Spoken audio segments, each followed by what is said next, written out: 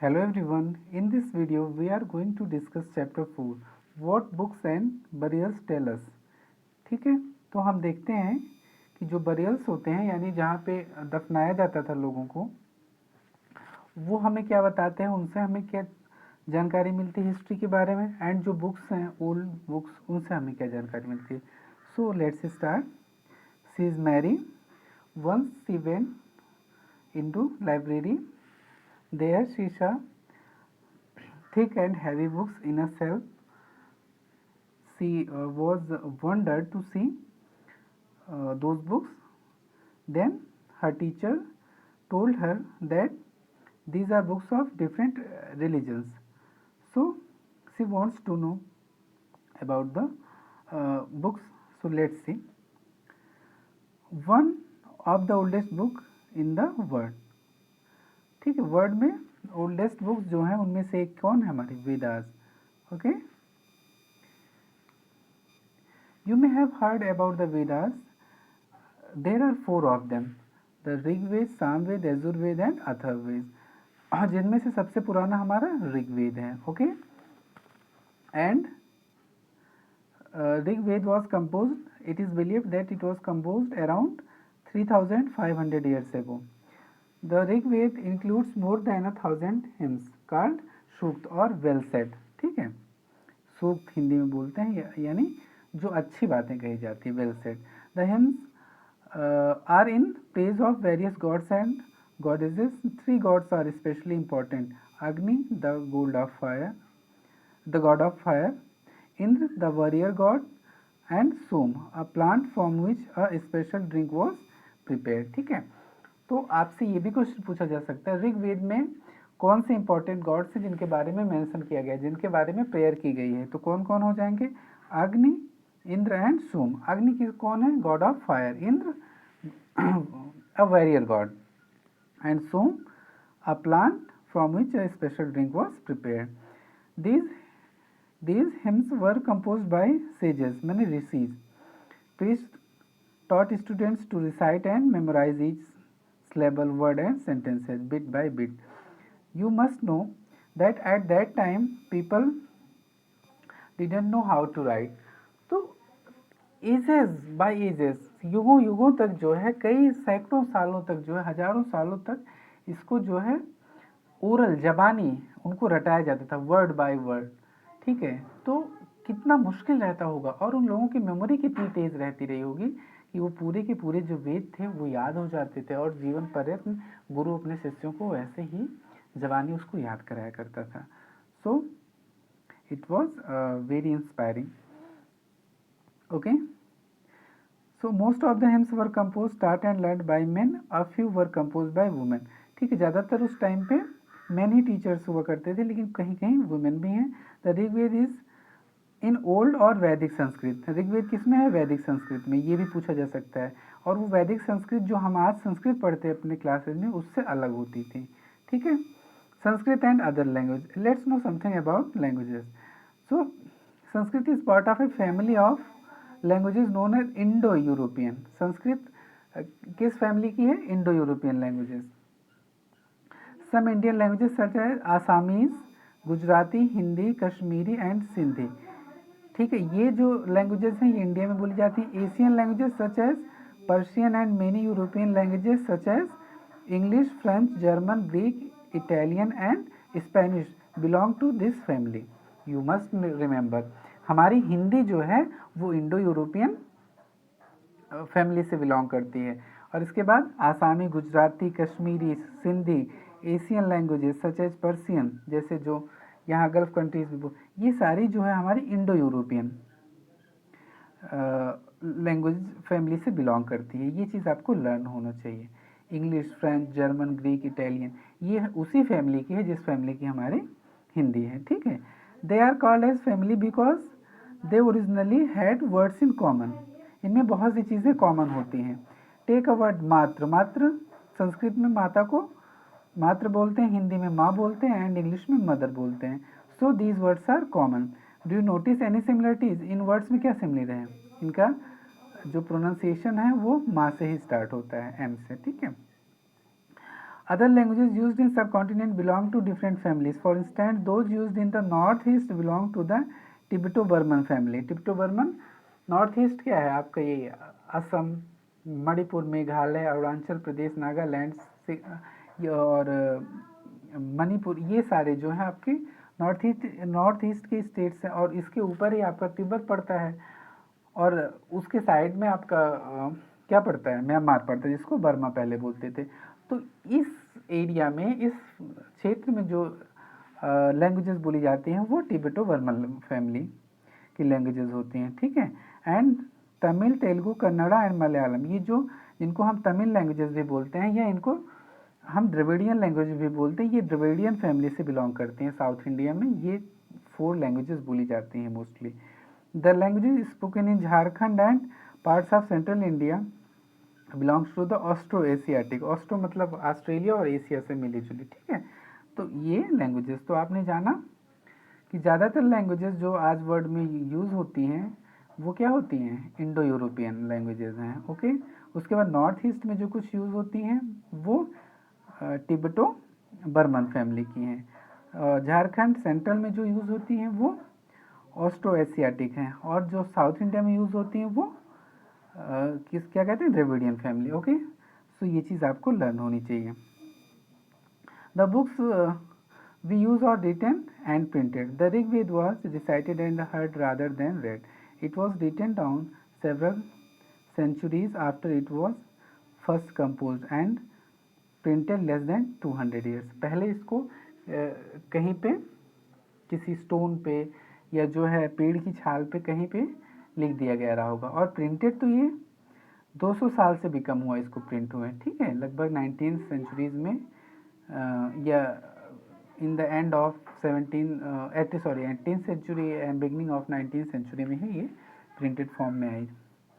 How historians study the Rigveda? Historians like archaeologist find out about the past, but in addition to material remains, they examine written sources as well. Let us see how they study the Rigveda. Some of hymns in Rigveda are in the forms of dialogues. This is part of one such hymn, a dialogue between a sage named Vishwamitra and 2 rivers, Vyas and Satlaj, that were worshipped as the goddess, ठीक है। ऋग्वेद में एक dialogue है और जो एक विश्वामित्र जो संत हैं और 2 रिवर्स के बीच में डायलॉग है, बातचीत हो रही है। तो उससे आर्कियोलॉजिस्ट क्या पाते हैं, okay. Before this let's see this manuscript of the Rig Veda on birch bark was found in Kashmir about 150 years ago. It was used to prepare one of the earliest printed texts of the Rig Veda as well as an English translation. It is now preserved in the library in Pune, Maharashtra, ठीक है। ये ऋग्वेद की, okay। Let's see discussion between Vishwamitra and rivers. Vishwamitra, O rivers, come down from the mountains like 2 swift horses, like 2 shining cows that lick their calves. Okay, you move like chariots to the sea through the powers of Indra. You are full of water and wish to unite with one another. The rivers, we who are full of water move along the path the gods have made for us. Once we start flowing, we cannot be stopped. Why do you pray to us, O sage Vishwamitra? O sisters, please listen to me. The singer who has come from a distance with his chariots and carts, let your waters not rise above our axles so that we can cross safely. The rivers, we will listen to your prayers so that you can cross safely. Okay, ये इतनी story है। आपने देखा कि विश्वामित्र कह रहे हैं कि आप जो है माउंटेन से नीचे नीचे धीरे धीरे नीचे जो आती हो तो, ठीक है। और ऐसा लगता है you come down from the mountains like 2 Swift horse, जैसे कोई तेज 2 घोड़े दौड़ रहे हों या 2 गायें जो चमचमाती हुई गायें अपने काप्स अपने बच्चे को लिक कर रही हों, ठीक है। तो उनकी तारीफ करते हैं, उनसे कहते हैं कि अपना पानी आप इतना ना उठाओ, ठीक है। और हम लोग जो जिससे कि ये जो सिंगर आए हुए हैं हम लोग ये रिवर क्रॉस कर सकें, तो वो कहती हैं ठीक है से हम तुम्हारी बात मान रहे हैं, अपनी पानी हम उतना ऊपर नहीं उठाते हैं जिससे तुम लोग क्रॉस कर जाओ। अब देखो आर्कियोलॉजिस्ट क्या इसमें पाते हैं। Historians point out that this hymn was composed in the area where these rivers flow. ठीक है, ब्यास एंड सतलज रिवर जहाँ से फ्लो करती हैं। ओके, आपको पता है नॉर्थ वेस्ट। ठीक है, they are suggested that the sage lived in the society where horses and cows were valued animals. Yes, चूँकि उनको गॉडेज माना गया है और उनको ऐसा कहा गया हॉर्स पे बैठा हुआ माना गया, उनको हॉर्स से कंपेयर किया गया है और उनको काउस से कंपेयर किया गया। इट मीन्स कि उस समाज में जहाँ पे ये राइटर रहते थे वहाँ पे काउस और हॉर्स बहुत इंपॉर्टेंट एनिमल थे। That is why the rivers are calmed. Okay, do you think chariots were also important? Yes, important थी क्योंकि गॉडेस को उस पर बैठा हुआ माना गया है तो इम्पॉर्टेंट ही थी। ठीक है, other rivers specially the Indus and its other tributaries and the Saraswati are also named in hymns. ठीक है, तो इंडस और उनकी ट्रिब्यूटरीज सरस्वती इन सब का नेम भी हिम्न में मिलता है। Ganga and Yamuna are named only once. Ganga और यमुना का यूज सिर्फ एक बार किया गया है। कहाँ पे? ऋग्वेद में। ठीक है, इन हिम्स में। कैटल, हॉर्सेज एंड चैरियट्स ये क्या होते हैं? There are many prayers in the Rigveda for cattle children. ठीक है, कैटल मतलब जानवरों को उस टाइम पे संपत्ति मानी जाती थी, बच्चों के लिए, पुत्र के लिए, चूंकि युद्ध होता था वही कमा के लाता था तो पुत्र के लिए प्रेयर होती थी। हॉर्स घोड़े को संपत्ति मारी जाती थी। Horses yoke to chariots that were used in battles which were fought to capture cattle. Battles were also fought for land which was important for pastures and for growing hardy crops and that ripened quickly such as barley. Some battles were fought for water and to capture people. ठीक है ना, simple सी बात है। तो horses का important क्या होता है? क्योंकि रथ में जोते जाते थे वो और युद्ध करता था। युद्ध किस लिए होता था? जानवरों के लिए होता था। जमीन जहाँ पे घास फूस जंगल ज़्यादा होते थे, वन संपदा जो जिससे जानवरों का पालन पोषण हो सके, भोजन मिल सके, तो सिंपल उस टाइम पे वही आवश्यकताएं थी, तो उन्हीं चीज़ों के लिए युद्ध हुआ करते थे। Some of the wealth that was obtain was kept by the leaders. ठीक है, और युद्ध में जो धन संपदा मिलती थी कुछ तो राजा रखते थे, कुछ जो है प्रीस्ट को बांट दिया जाता था, कुछ जनसाधारण में जो बचता था जाता था, कारीगर को कुछ मिलता था। ठीक है, priest and rest was distributed among the people. Some wealth was used for the performance of yajnas or sacrifices. ठीक है, जिनकी बलि दी जाती है। In which offerings were made into the fire, ये चीज़ याद रखना आप।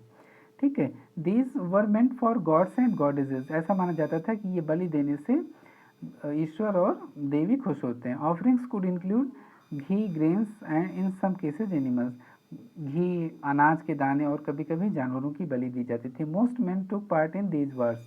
ठीक है, there was no regular army but there was assemblies where people met and discuss matters of war and peace. They also chose leaders who were often brave and skilful warriors. Okay, तो जो लोग बहादुर होते थे, जिनको जानकारी होती थी, उनको युद्ध का लीडर चुन लिया जाता था। Word to describe people. Okay, there were several ways of describing people in terms of the work they do, the language they speak, the place they belong to, their family, their communities, and cultural practices. Let us see some of the words used to describe people found in the Rigved. Okay, तो लोगों को कैसे बुलाता था? उनके काम के आधार पे, उनके परिवार के आधार पर, ठीक है, उनकी प्रैक्टिसेस के आधार पे, जहाँ वो रहते थे, इन सब के आधार पे उनको अलग अलग नाम दिया गया था। There are two groups who are described in terms of their work. The priests, sometimes called Brahmins, okay, who performed various rituals. Priest को Brahmins कहा जाता था.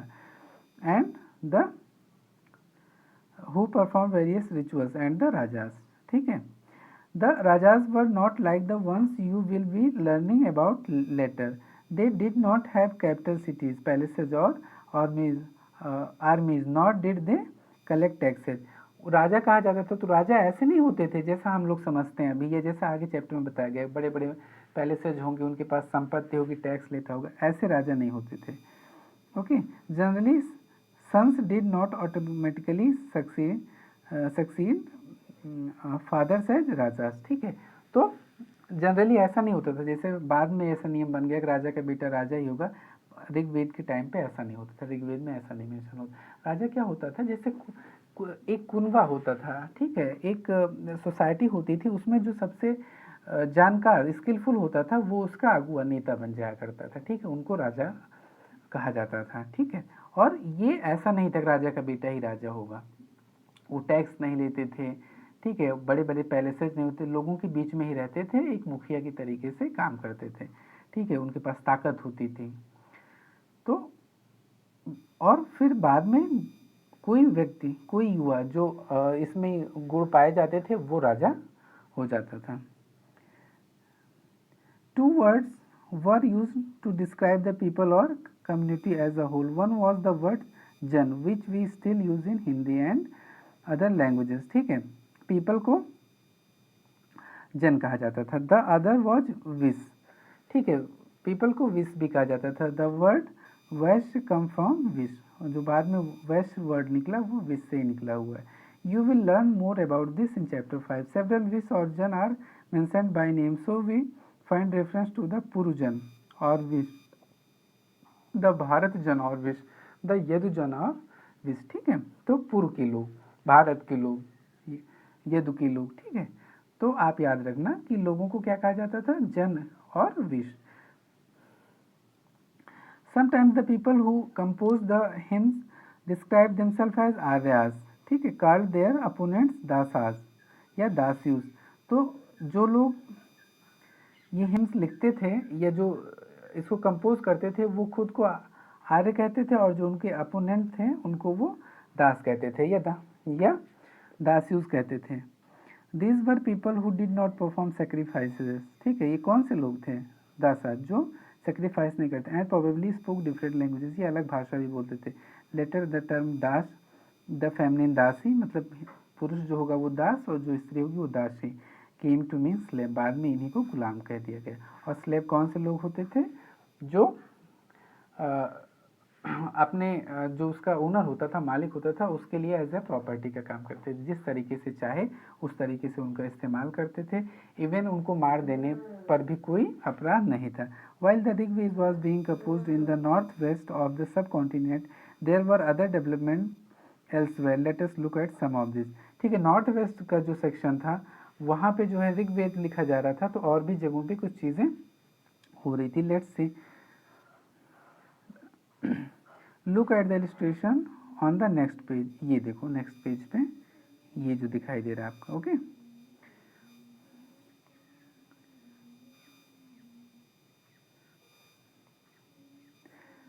These stone boulders are known as megaliths, literally big stones. These were carefully arranged by people and were used to mark burial sites, ठीक है। Megaliths क्या होते थे, बड़े बड़े स्टोन होते थे जिनको बरियल्स पे, जहाँ लोगों को दफनाया जाता था वहाँ पे निशान के तौर पे लगा दिया जाता था।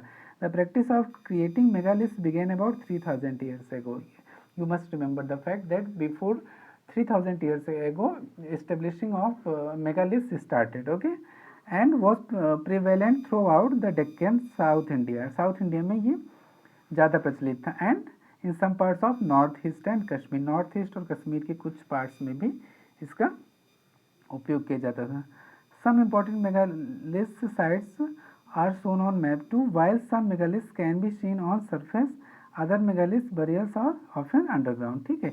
कुछ तो सरफेस ऊपर देखते थे और कुछ जो है जमीन के अंदर हुआ करते थे। Sometimes archaeologist find a circle of stone boulders और a single large stone standing on the ground, there are the only indications that there are burials beneath, okay. There were several things that people did to make megaliths. We have made a list here, ठीक है, ये list बताई गई है, जैसे digging of pits, transporting stones, breaking boulders. तो कह रहे हैं कि आप अपने हिसाब से सोच के आप बताओ कि एक बरियल्स को बना, मेगालिथ्स को इस्टेब्लिश करने में, बरियल्स को बनाने में किस किस सीक्वेंस में चीज़ों का होना है, तो आप इसको कर सकते हैं, okay. All the burials have some common features. Generally, the dead were buried with distinctive pots which are called black or red ware, ठीक है। जिस पॉट्स के साथ उनको दफना जाता था उनको ब्लैक वेयर या रेड वेयर कहा जाता। Also found are tools and weapons of iron and sometimes skeletons of horses, horse equipments and ornaments of stones and gold।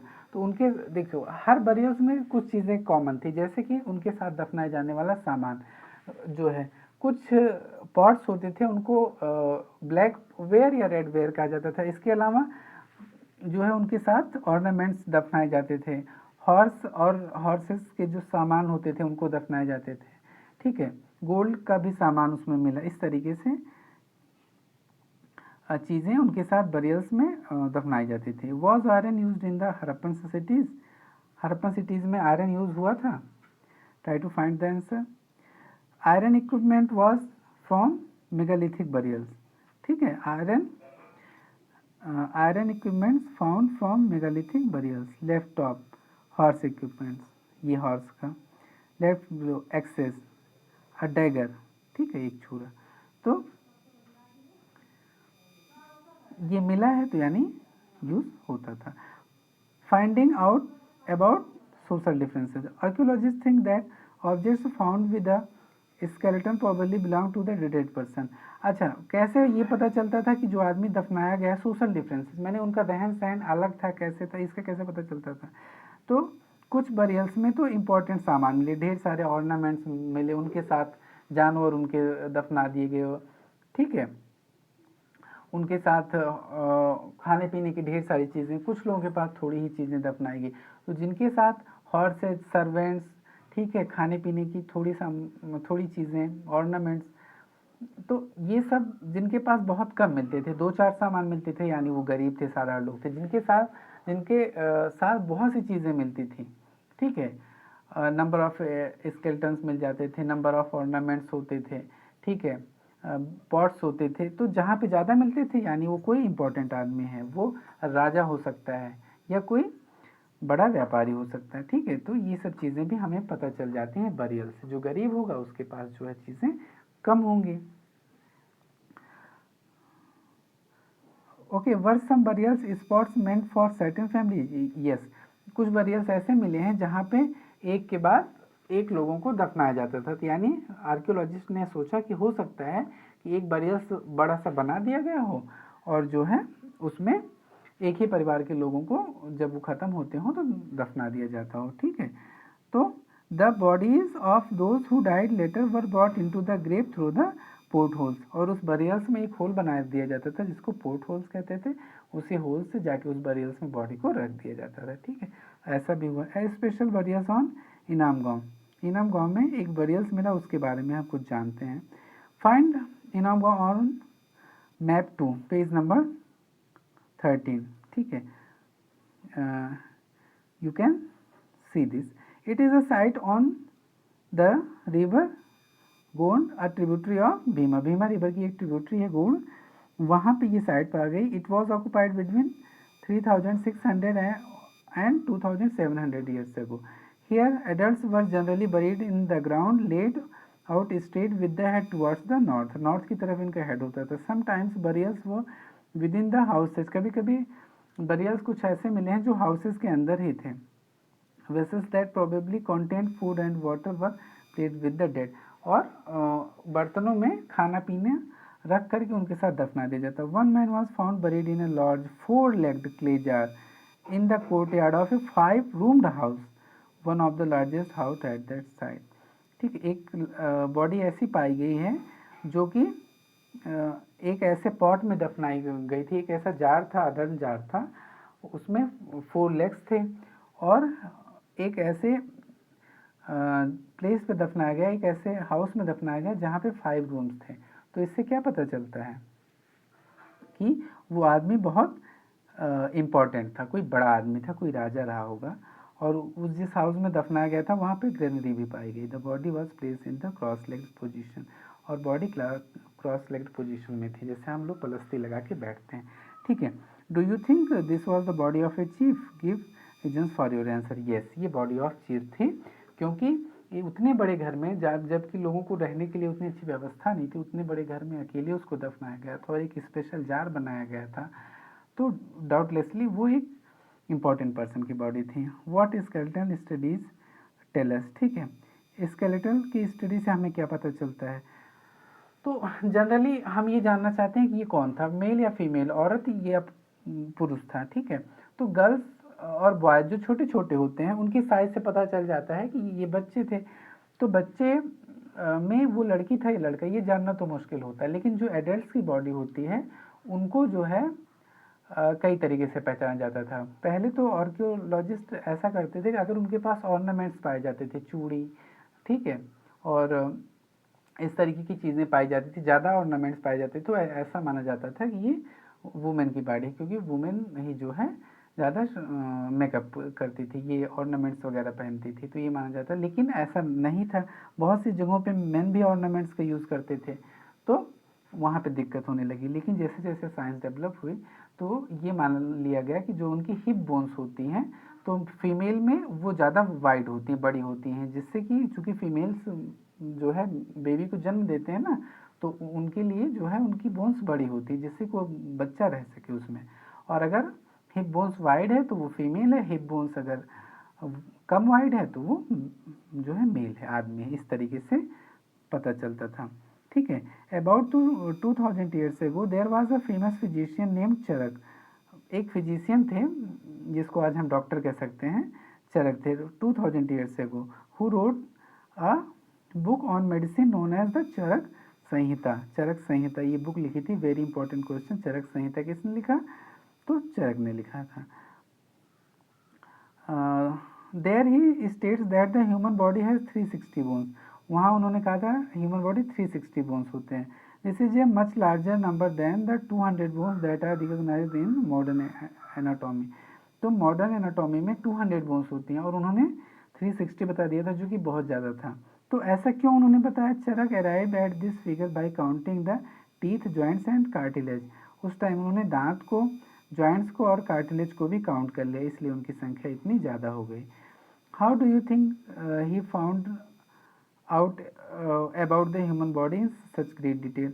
पूछ रहा है कि आपको कैसे पता कि चरक को इतना ज़्यादा जानकारी कैसे हो गई, ठीक है। तो वो फिजिशियन थे, डॉक्टर थे, तो उन्होंने भी स्केलेटन को गिना होगा ऐसे ही।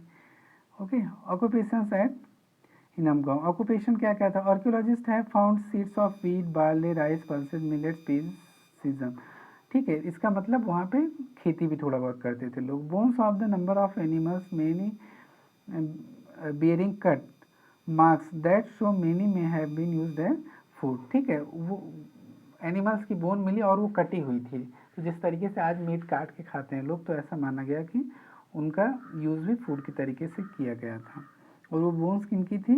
Cattle, buffalo, goat, sheep, dog, horses, pig, sambar, spotted deer, blackbuck, antelope, hare and mongoose, besides birds, crocodile, turtle, crab and fish, इन सारी चीज़ों को वो लोग खाया करते थे। There is evidence that fruits such as बेर, आंवला, जामुन, dates and variety of berries were collected. ये चीज़ भी खाई जाती थी। Okay? Use this evidence to list the possible occupations of the people in हिनमगांव। तो आप ये चीज़ें जो बताई गई हैं इनको लिस्ट करो और आप जो है बताओ कि इनका क्या ऑक्यूपेशन रहा होगा। तो जानवर भी पालते रहे होंगे, खेती भी करते रहे होंगे, फ्रूट्स भी खाते रहे होंगे, ठीक है। तो इस तरीके से इनका ऑक्यूपेशन जनरली।